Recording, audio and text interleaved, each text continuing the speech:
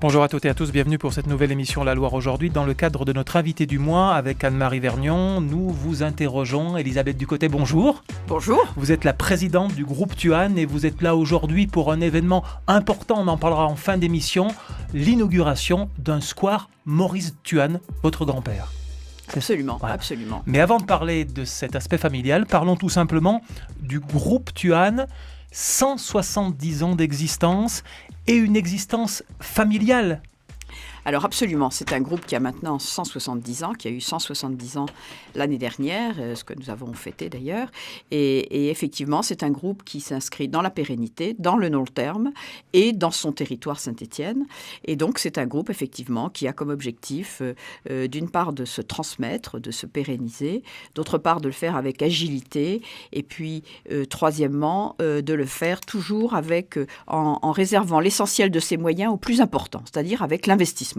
Toujours à l'horizon. La Loire, Saint-Étienne, c'est important, ça, cet ancrage? Bien sûr, moi je suis stéphanoise, j'ai vécu longtemps à Saint-Étienne et puis ce groupe a été presque à son origine, pas tout à fait, mais enfin depuis 1910, c'est-à-dire depuis déjà fort longtemps, il a été à Saint-Étienne, basé à Saint-Étienne, et donc d'avoir ses racines dans un endroit aussi important et pendant aussi longtemps, eh bien, effectivement, ça donne beaucoup de possibilités d'aller très loin, ce que nous avons fait aussi. Comment tout a commencé et comment les choses se sont développées, Elisabeth Ducotet? Alors en fait, ça a commencé par l'installation par un très, très ancien aïeul, 5 générations avant moi, qui avait un vrai savoir-faire dans du tissu élastique étroit et qui a donc développé des choses qui ont été saluées aux expositions universelles, en particulier celle de 1900, comme des choses difficiles. Donc il y avait déjà une vraie technicité de ce tissu élastique, qui est quelque chose de difficile à faire, et qui ensuite s'est développé, et ensuite qui est devenu du tissu élastique pour la santé, c'est-à-dire des bandages, et puis ensuite des genouillères, des chevillères, des ceintures lombaires. Très tôt? Pas très tôt pour cette reconversion qui s'est faite il y a 70 ans. Donc, qui s'est faite, je dirais, juste après la Deuxième Guerre mondiale, et avec un pressentiment qu'il nous fallait apporter aux patients un produit qui serait fait sous notre marque et qui serait un produit fini, c'est-à-dire un produit complet. Et donc, ça a complètement modifié notre façon d'envisager le produit et d'envisager son accès à un marché très spécialisé qui est le marché de la santé. Alors parlons du groupe Tuan, parce qu'au départ on a parlé de l'entreprise Tuan, et petit à petit ce groupe s'est élargi, on parlera des nouvelles technologies parce que ça vous tient à cœur, mais ça a évolué avec de nouvelles filières, avec de nouveaux enjeux, Elisabeth Ducotet. Absolument, parce que rentrer dans le marché de la santé, c'était vraiment endosser, je dirais, un nouveau challenge, et c'était se donner des produits qui puissent être utilisés dans la santé, donc entrer dans un système réglementaire qui était très précis, extrêmement détaillé, donner la garantie de la qualité, donner la garantie de l'efficacité médicale et passer par ce grand canal très particulier et très spécialisé qui est celui de la pharmacie, de la distribution de la santé. Et donc, c'était pouvoir vraiment s'adapter à tout à fait un autre mode. Ça a été une révolution de l'entreprise. Et cette révolution, eh bien, nous la devons à Maurice Tuan, effectivement, qui a vraiment été le visionnaire et le stratège de cette évolution très, très fondamentale de l'entreprise qui nous a amené vers quelque chose qui s'appelle aujourd'hui le dispositif médical et qui est d'ailleurs une spécialité de ce territoire. C'est important justement d'avoir une vision à 10, 15 ans avec des technologies qu'on ne connaît peut-être même pas encore en 2018 ? Oui, c'est absolument indispensable d'avoir une vision, c'est-à-dire d'avoir un regard qui reste très ouvert et avec ce que vous soulignez, c'est-à-dire un certain nombre d'incertitudes. On n'est jamais certain que les choses vont se passer à 10 ans telles qu'on les prévoit, mais au moins, il faut l'envisager, il faut se donner un horizon dans lequel on sait qu'on peut regarder loin et qu'on peut faire face à l'incertitude qui arrive au moment où elle arrive, parce que c'est toujours comme ça que ça se passe. Du coup, le groupe travaille beaucoup, j'imagine, avec le corps médical, avec bien sûr tout ce qui est réglementation, notamment au niveau de la sécurité sociale. Vous l'avez dit, les distributeurs qui sont les pharmaciens. Ce sont presque de nouveaux métiers autour de ce métier qui est de faire du tissu, du dispositif de santé, du dispositif médical. Oui, c'est un métier qui a ses règles, et des règles très, très précises, qui sont des règles d'ailleurs très nationales en général, parce que chaque système de santé s'est s'est construit nationalement, c'est-à-dire que le système de santé allemand n'est pas exactement le même que celui de la France, ne se distribue pas exactement de la même façon, et les produits qui sont remboursables par l'assurance maladie allemande ne sont pas forcément les mêmes qu'en France. Donc c'est un métier dans lequel il y a plusieurs réglementations et dans lequel chacun des pays a sa réglementation, ce qui rend l'international assez compliqué, assez difficile. Et c'est d'ailleurs pour cela que nous venons d'y passer 20 ans. Ce développement international prend du temps parce que pratiquement, il faut réinventer notre proposition, notre offre à chacun des pays dans lesquels on s'installe. Et quand vous dites international, vous venez d'évoquer l'Allemagne, donc c'est l'Europe, mais c'est aujourd'hui bien au-delà. Alors aujourd'hui, c'est au-delà. C'est-à-dire que nous avons maintenant une filiale dans chacun des principaux pays en Europe et nous avons aussi 2 filiales aux États-Unis et puis un grand nombre de distributeurs, environ 40 dans le monde hors d'Europe. Avec des acquisitions, par exemple, en 2016, aux États-Unis, 2011 et 2016. Absolument. On a fait 2 acquisitions récemment en Californie et on a fait des acquisitions, bien sûr, de ce marché, de cette implantation, mais aussi des acquisitions dans lesquelles il y avait des technologies que nous n'avions pas et qui nous ont donné donc accès, une fenêtre ouverte à des technologies que nous n'avions pas dans notre système Europe. Il y a un vrai leadership en la matière, ce dispositif médical sous forme de tissu, on va dire, en France et particulièrement dans la région? Oui, effectivement. Cette région-ci, Saint-Étienne et toute la Loire, est une région dans laquelle l'historique de ces dispositifs médicaux s'est inscrit depuis longtemps. Donc les concurrents et nous-mêmes sommes dans un même bassin, ce qui donne une spécialisation très utile et très intéressante, je pense, pour ce bassin d'emploi, et que l'environnement académique a bien sûr salué en créant, par exemple, l'École des Mines, un laboratoire biomédical, ce qui est tout à fait intéressant, de biotechnologie. Donc ça veut dire que ce bassin stéphanois est un bassin dans lequel il se fabrique un certain nombre de produits totalement originaux. Et dans le fond, dans le dispositif médical qui est vendu et qui est distribué en France, on peut dire que ce dispositif textile est peut-être un des seuls à être intégralement d'origine française. Et pour revenir sur la famille, quand on voit 2000 salariés, 220 millions d'euros de chiffre d'affaires, dont près de 50%, 40% à l'export, l'entreprise familiale est toujours là. Vous aviez accepté notre entretien il y a 3 ans maintenant en nous disant la suite, c'est peut-être aussi dans la famille. Ça se poursuit aussi, cette envie de continuer dans la famille, Tuan Ducotet? Oui, bien sûr, l'envie, elle est là et elle est prise en relais par ceux qui viennent après moi. Mes 3 enfants travaillent avec moi. Mais on peut dire aussi qu'on élargit beaucoup la gouvernance de ce groupe avec des collaborateurs qui ne sont pas de la famille et qui sont des piliers absolument fondamentaux au développement de l'entreprise. Nous avons un COMEX qui est fait de 11 personnes et donc majoritairement des collaborateurs hors de la famille et qui sont absolument l'architecture de l'entreprise. Donc nous comptons beaucoup sur eux et ils sont véritablement le ferment du développement du groupe. Mais cet esprit familial demeure essentiel? Oui, il demeure essentiel dans la mesure où les valeurs, si vous voulez, qui sont les valeurs qui ont fait cette entreprise, sont des valeurs qui ont une pérennité et qui ont leur légitimité toujours aujourd'hui. Mais en même moment, il y a toujours le croisement avec la modernité de l'instant et qui est absolument à prendre en compte. C'est pour ça la première des qualités que je demande à mes collaborateurs comme à mes propres enfants, c'est l'éveil. C'est les yeux ouverts sur l'extérieur pour qu'on s'imbibe immédiatement de ce qu'est l'attente du client, de notre environnement, de nos patients et du monde médical qui nous entoure. On va faire une première pause musicale dans votre émission La Loire aujourd'hui. Elisabeth Ducotet, vous aimez par-dessus tout la musique classique. Vous êtes une grande mélomane, peut-être musicienne? Oui, un peu, oui. Ou à piano? Oui. Bon, et donc justement, ça tombe bien, on va écouter Schubert. C'est un de vos musiciens préférés, m'a-t-on dit? Oui, c'est un romantique de très très haute valeur. On va écouter la sonate pour piano, justement, et violon en sol mineur de Schubert. On se retrouve dans 2 minutes.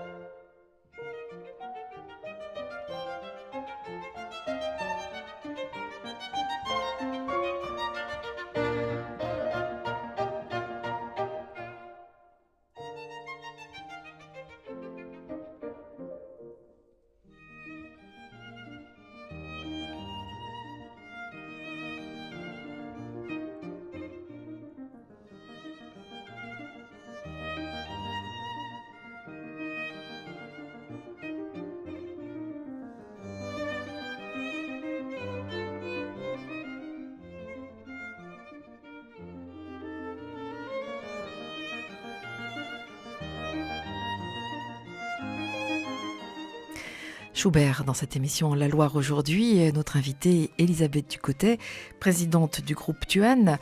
Les dispositifs médicaux, donc, quels sont-ils ? Alors, je pense qu'ils sont connus par un certain nombre d'auditeurs en vieillissant, mais pas seulement. Parfois, les sportifs, déjà, ils peuvent être très jeunes, font appel aux dispositifs médicaux du genre de ceux que le groupe produit. Elisabeth Ducotet, quelles sont un peu les valeurs sûres, ceux qui existent peut-être depuis très longtemps, que vous poursuivez, et puis ceux qui sont en train de sortir en ce moment ? Alors, si vous voulez, nous sommes dédiés stratégiquement, nous avons fait ce choix stratégique de nous dédier à 3 ou 4 grandes classes de pathologies. Toutes les pathologies liées au dos, c'est-à-dire à la lombalgie, qui est effectivement un mal très, très, très contemporain, très fréquent. Et on peut dire aujourd'hui qu'un Français sur 2, à un moment de sa vie, souffrira de lombalgie. Nous nous sommes dédiés aux troubles musculo-squelettiques, c'est-à-dire tous ces troubles de l'articulation et de notre architecture squelettique et musculaire. Nous nous sommes dédiés aussi aux pathologies veineuses, à la maladie veineuse, et puis plus récemment, aux pathologies liées au système lymphatique, c'est-à-dire le lymphédème, qui a plusieurs causes et aussi des conséquences graves. Mais voilà, c'est nos 4 piliers principaux. Et donc, nous faisons des dispositifs qui vont aider le patient à mieux vivre avec l'une de ces pathologies, et en particulier tout le mal de dos. C'est-à-dire, nous sommes très axés sur la ceinture lombaire et l'ensemble des ceintures lombaires dans lesquelles nous avons des innovations absolument permanentes. Notamment dans le tissu, le maillage, le travail justement de ces matériaux-là ? Oui, absolument. Dans le tissu, absolument, pour avoir, je dirais, une offre qui est de plus en plus légère, de plus en plus respirante, de plus en plus solide aussi. Donc, et design, on est à Saint-Étienne. Et absolument design. Vous avez tout à fait raison. Nous avons maintenant intégré dans l'entreprise un design manager et nous faisons appel en permanence à des designers de l'extérieur pour nous aider à construire la visibilité et la praticité, je dirais, de nos produits. Et donc, on peut vraiment dire qu'effectivement, le design s'est installé dans l'entreprise. Du coup, est-ce que vous travaillez aussi avec les usagers ? Parce que le design, c'est aussi tenir compte du ressenti et des besoins du client. Vous avez tout à fait raison. Le plus important, c'est d'être sûr que l'on rend service à un patient. Parce qu'un patient, c'est quelqu'un qui souffre, c'est son mot. Et ce patient, nous voulons même maintenant le considérer comme quelqu'un d'actif, c'est-à-dire quelqu'un qui va intervenir dans son traitement et qui va être quelqu'un d'actif. Donc, je préfère même de dire un action, c'est-à-dire quelqu'un qui va être largement à l'origine et à l'initiative de son propre traitement et qui va se dire, tiens, aujourd'hui, peut-être si je conduis pendant 800 km, il serait bon que je mette une ceinture lombaire qui va me soulager plutôt que de laisser mon dos à un moment de conduite longue qui va, par exemple, être trop sollicitant pour son dos. On est presque dans la prévention, pas seulement dans le soin ? On est dans la prévention et j'aime beaucoup, je dirais, l'assurance avec laquelle notre nouveau ministre de la Santé affirme qu'il faut penser à la prévention et à la qualité de vie. C'est 2 notions qui n'étaient pas très présentes et qui sont devenues très présentes dans la bouche de notre nouveau ministre de la Santé et j'avoue que je pense que c'est une très bonne chose. Alors donc on a l'ADN, les valeurs phares de Tuan, et puis aussi il y a plein d'innovations techniques qui entrent en jeu, peut-être des ceintures connectées, peut-être que l'Internet arrive là-dedans aussi. On ne peut pas imaginer qu'une ceinture qui nous aide pour le dos peut être connectée et en termes de digital, on travaille là aussi dans le groupe Tuan ? On n'arrête pas de le faire. On n'arrête pas de le faire, voilà, je dirais 3 ans. On n'est pas loin du mal de dos alors ? Ah, on est totalement dans le mal de dos parce que, je dirais, voilà 3 ans que nous avons vraiment pris le parti de pouvoir travailler sur cette numérisation, sur ce digital, sur cette irruption des nouvelles technologies à l'intérieur de la santé, ce qui est un champ absolument nécessaire. Et par exemple, nous venons de lancer, il y a quelques mois, en octobre, une application, une app, qui va donner aux patients les moyens de bien comprendre les effets de sa ceinture et les moyens de bien l'aider à l'utiliser dans de bonnes conditions. Et donc, nous voyons, avec beaucoup d'intérêt d'ailleurs, que ces patients nous répondent positivement parce que nous voyons cette application qui est chargée de façon très fréquente par les patients. Et nous avons donc maintenant la satisfaction de voir que la ceinture lombaire lombaire plus son application font un ensemble thérapeutique qui est apprécié des patients. Revenons sur cette étoile du design, de l'Observatoire du design que vous avez reçu tout récemment. Alors cette ceinture, je vais me planter, donc dites-moi le nom, ça va être plus simple. Elisabeth Ducotet. C'est Lombastab. Voilà, et présentez-nous justement cette ceinture-là qui a obtenu cette reconnaissance. Eh bien, en fait, elle obéit à un design, effectivement, qui est assez novateur, qui est assez disruptif, peut-être, pourrait-on dire.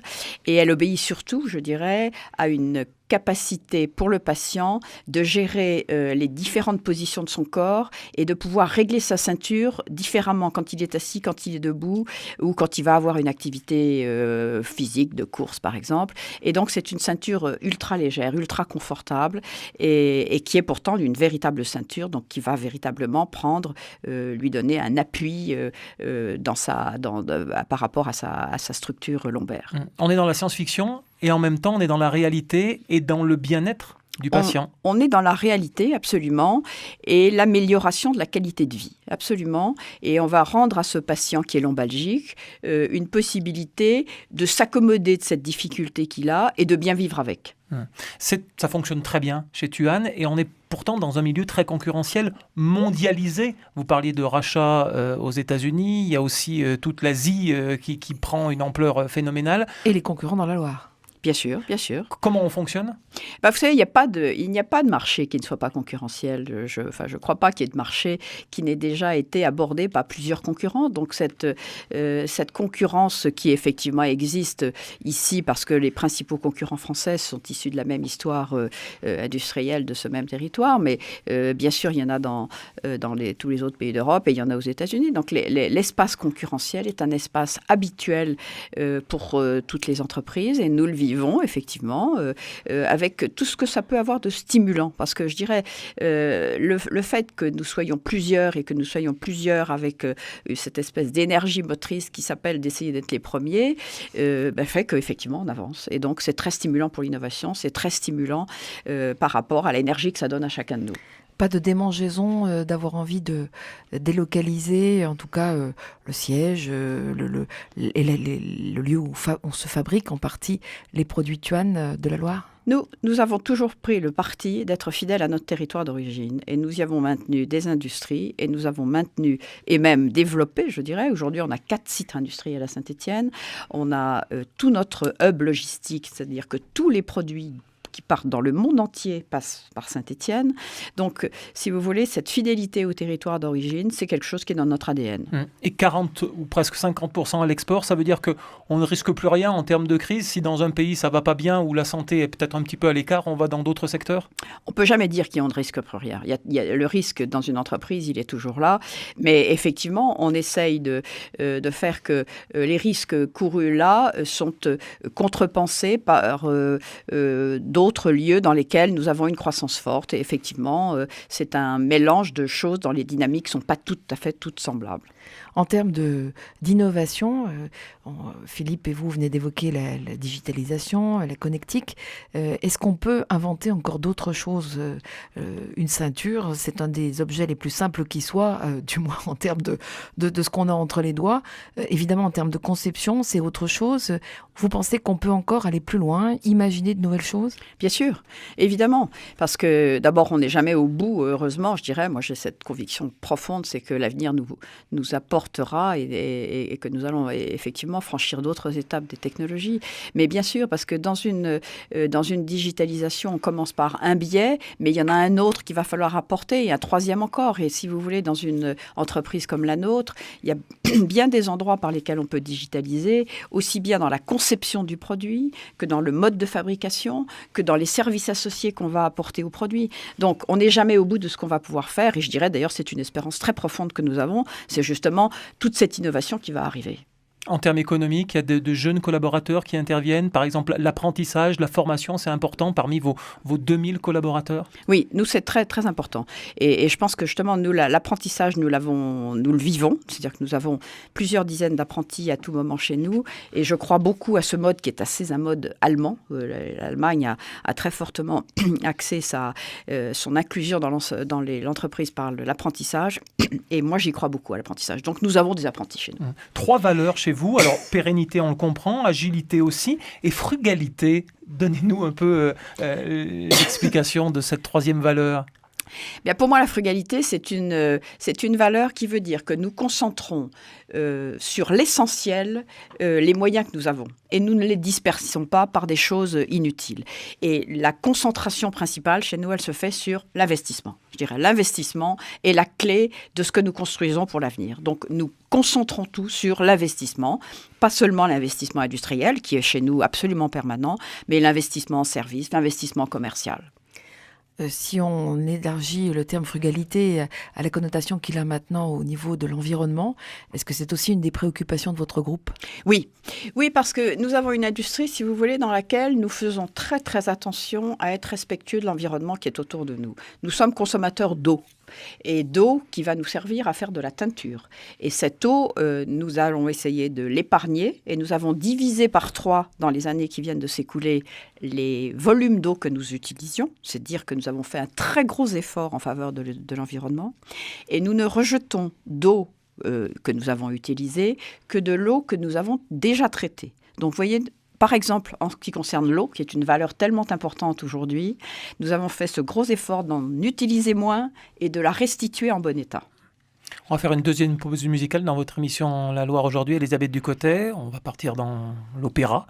Vous étiez il y a 2 jours à l'opéra ? Absolument, écouter du Rossini. Vous venez de temps en temps à Saint-Étienne, à l'opéra, moins ? Je ne viens pas très souvent à l'opéra à Saint-Étienne, mais le plus souvent, j'aime écouter de la musique. Alors, donc, voilà. On a choisi du Rossini, alors je ne sais pas si ça vous va, parce que c'est l'Italienne à Alger. C'est très beau. Eh bien alors on écoute, et on se retrouve dans 2 minutes.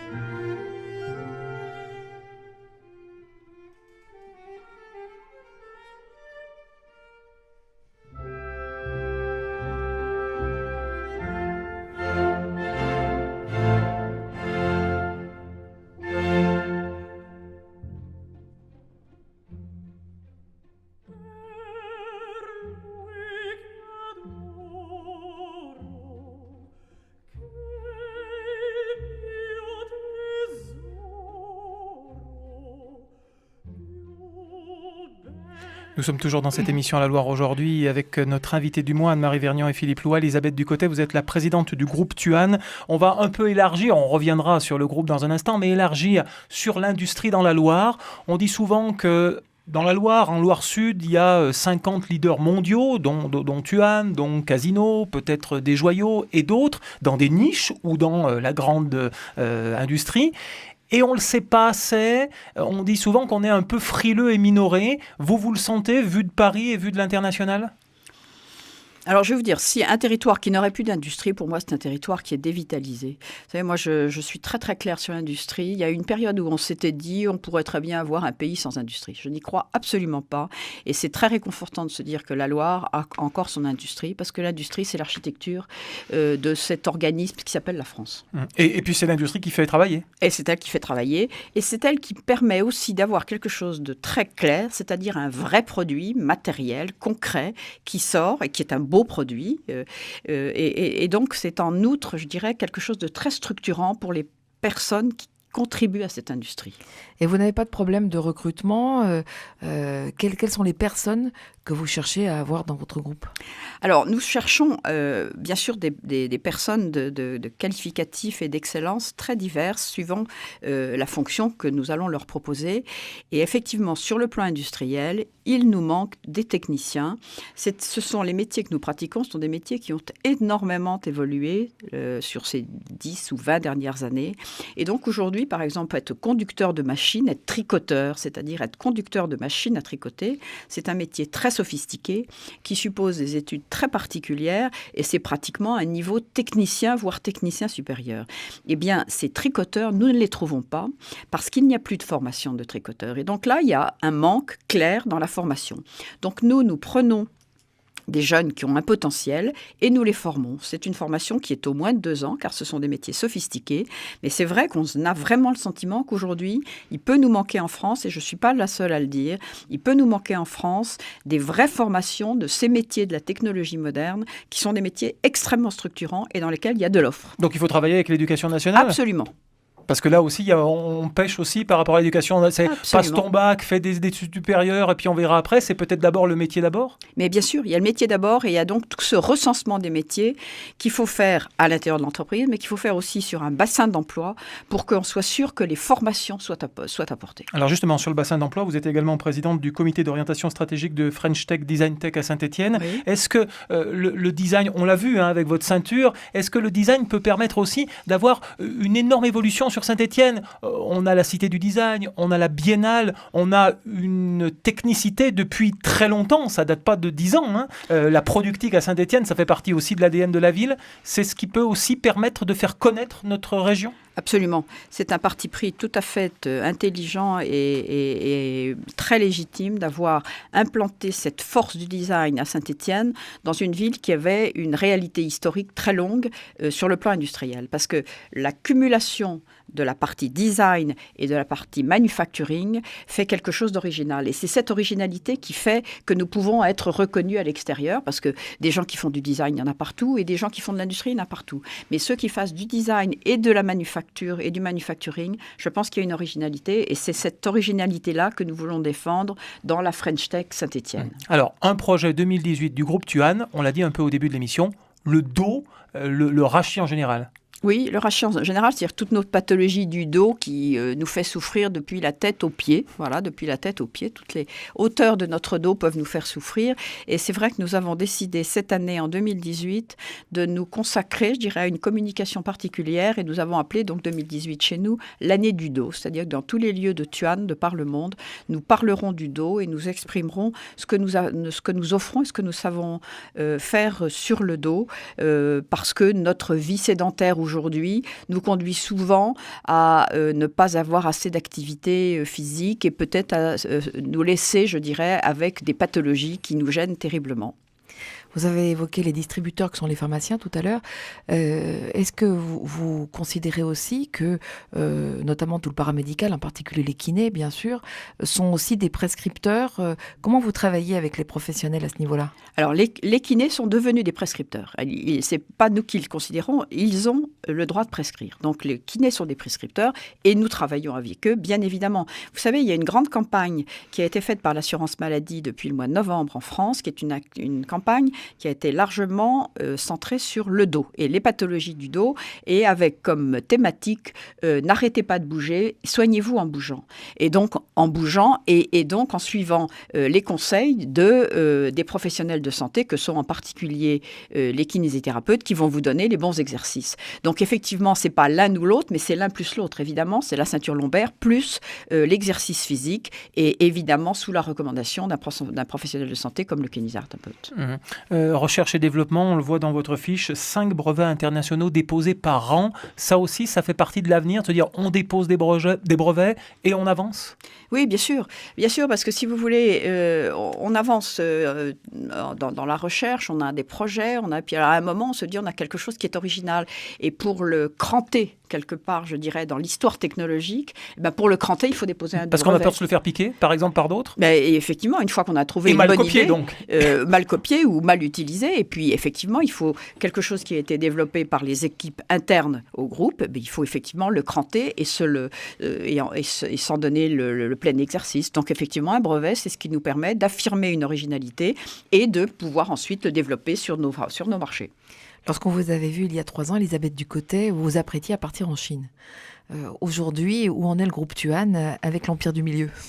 Alors, pour l'instant, nous avons une filiale en Chine. Nous avons une filiale qui est modeste, mais nous avons effectivement une grande attention à ce pays immense, absolument immense et extrêmement impressionnant, dans lequel on voit une grande arrivée d'une population à des niveaux de santé qui sont des niveaux d'âge moyen et de cadre moyen. Donc, avec un vrai pouvoir d'accéder à des niveaux de santé qui sont maintenant reconnus. Donc, une grande attente de ces pays et de sa population à être traités, je dirais, à des niveaux qui ressemblent à nos niveaux de traitement occidental. Donc ça reste effectivement un marché qui est absolument considérable, mais qui a des lois qui sont assez différentes des nôtres en termes de distribution de santé et même en termes d'habitude. Donc voilà, il faut que nous nous adaptions, nous, à leur marché. Oui, justement, on peut s'adapter. Vous parlez d'une ceinture basique où le français aime bien telle et telle texture et peut-être que le brésilien, l'américain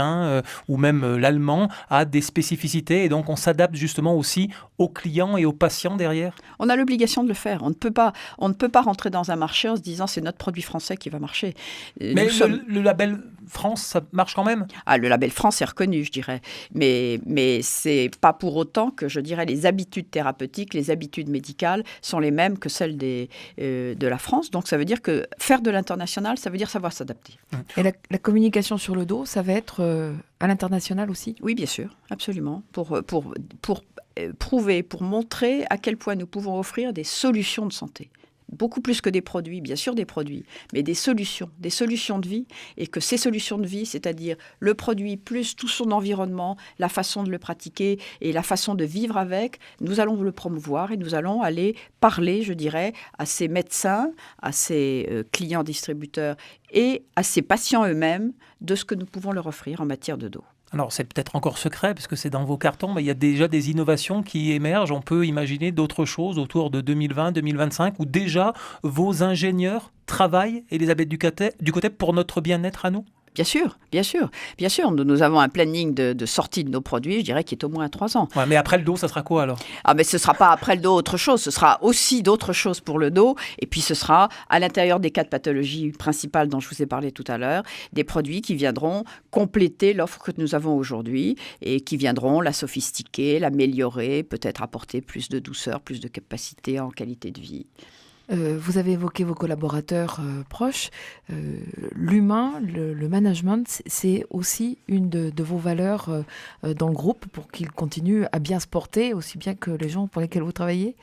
Oui, absolument. Vous voyez, l'humain, ça reste... D'abord, si nous sommes arrivés à ce que nous sommes, c'est à cause des hommes et des femmes qui sont dans le groupe. Ça, c'est très clair. Vous savez, les mêmes machines, tout le monde les a. Là où il y a la différence, c'est vraiment les équipes et c'est l'humain. Et c'est donc ces hommes et ces femmes qui nous ont permis d'arriver là où nous sommes aujourd'hui. Et ça restera bien sûr la même chose. Et de plus en plus, je dirais, plus le groupe se complexifie, plus il se diversifie et plus les différents pôles s'éloignent de la base centrale, parce que quand nous sommes en Californie, nous sommes à 12 heures d'avion les uns des autres, et bien plus ces distances et cette complexité arrivent, plus nous avons besoin de soigner l'aspect managérial. Et nous y prenons beaucoup de soin pour justement transmettre à ces managers qui sont les porte-drapeaux de Tuan loin, nous leur donnons les moyens eux-mêmes, je dirais, de manager leurs équipes et d'insuffler cette stratégie de Tuan sur un mode managérial que nous partageons et que nous voulons de plus en plus faire en commun. Et nous faisons très souvent maintenant des réunions où nous réunissons par Internet 40 ou 50 de nos cadres de par le monde. Un mot sur le désengorgement de la Loire. On a appris aujourd'hui que la fameuse autoroute A45 entre Lyon et Saint-Étienne, ça fait 30 ans qu'on en parle, n'était pas une priorité du gouvernement avec d'autres infrastructures qui auraient lieu plutôt dans l'est du pays. Ça vous choque, ça vous satisfait, ça vous énerve en disant voilà, on va repenser peut-être le mode multimodal entre train et route, mais on rediscute à 10 ans ? C'est très gênant, c'est infiniment gênant parce que Saint-Étienne est tout près d'un axe fondamental qui est un axe nord-sud, qui est français mais qui est européen, et que c'est cette petite branche-là qui nous manque. Alors, quand on a l'arbre et qu'on n'a pas la branche, c'est vraiment dommage. Et là, moi, j'avoue que je regrette ça parce qu'on fait de Saint-Étienne une ville qui a un vrai risque d'être isolée et un risque qui risque d'être dépossédée des expertises dont nous avons besoin. Il y a sur le bassin rhône-alpin un immense territoire d'offres d'emploi. Amener des collaborateurs à Saint-Étienne serait si simple si nous avions les moyens de communication. Donc je trouve que c'est très dommage. On va pas... Anne-Marie. On va évoquer bien sûr, je pense que c'est ça que vous alliez parler Philippe, la place Maurice Thuann. Le square, c'est ça? C'est un square, oui. Du côté de Solor. C'est ça, absolument. C'est une reconnaissance qui vous touche, j'imagine? Bien sûr, Maurice Thuann a été un grand industriel. C'était un industriel extrêmement convaincu que les technologies qu'il trouvait ici, il avait vécu un incendie de sa première partie de professionnel et il retrouvait ici des technologies dont il avait besoin pour son tissu élastique. Et il a eu la ténacité et la vision et l'humilité, je dirais, la modestie. Donc, toutes ces qualités alliées font que je crois qu'on peut le considérer aujourd'hui comme un industriel qui a été utile à son territoire, fidèle à son territoire. Et donc, cette reconnaissance de le pérenniser par un lieu qui porte son nom me paraît quelque chose de très légitime. Et nous en sommes très heureux que la mairie ait procédé à soit en train de procéder à cette inauguration. Comment ça se passe justement? C'est la mairie qui vous contacte, qui vous dit on aimerait, vous êtes d'accord, vous n'êtes pas d'accord, c'est une rue, une avenue, un square C'est le maire qui a choisi d'appeler du nom de Maurice Thuann, un lieu de sa ville. Maurice Thuann, un modèle pour vous? Oui, un modèle. Absolument, un modèle par sa vision et son sens stratégique et aussi sa fidélité frugale. Une de ses valeurs. Qui était une de ses valeurs personnelles. Comment vous voyez la médecine dans 20 ou 30 ans? On parle beaucoup de télémédecine, on parle beaucoup de médecine à la maison, de médecine même à distance. Est-ce qu'il y aura toujours le rapport quand même médecin-patient ou on va se retrouver au milieu de robots et de technicité? Moi, ce que j'espère pour la médecine, si vous voulez, c'est à la fois qu'elle se décharge de tout ce qui peut être automatisable ou qui peut être de la récolte de données faciles à faire et qu'il est inutile de faire par des médecins qui ont fait cette année d'études. Donc, elle se décharge de cet aspect-là et que cet aspect-là soit traité de façon plus automatique. Mais par contre, qu'elle ne se passe jamais de ce qui s'appelle le coup d'œil clinique, la compréhension clinique par quelqu'un qui est un médecin et qui comprend la complexité de l'être humain qu'il a en face de lui. Merci beaucoup en tout cas Elisabeth Ducotet d'avoir accepté notre invitation. On va terminer par votre slogan, des ailes pour la santé. C'est un beau slogan. Ça donne envie de rêver et de s'envoler vers d'autres cieux. Pourquoi des ailes? Des ailes parce qu'il faut être positif, si vous voulez. Les épreuves de la vie, elles nous arrivent à tous et elles sont différentes. Mais celles que nous traitons, nous espérons pouvoir donner des ailes aux patients que nous aidons parce qu'il faut rester positif. À la mise en onde de cette émission, Emmanuel Bouissière, une émission évidemment rediffusée sur le net, rcf.fr et sur les réseaux sociaux. Nous aussi, on est sur le digital, la page Facebook de RCF et le compte Twitter. On remercie vos collaborateurs Gilles Muller et Christine Letzelter qui nous ont aidés à préparer cette émission. Anne-Marie Vergnon et Philippe Loua, infiniment merci. Elisabeth Ducotet. Merci à vous. Bonne journée. Au revoir, merci.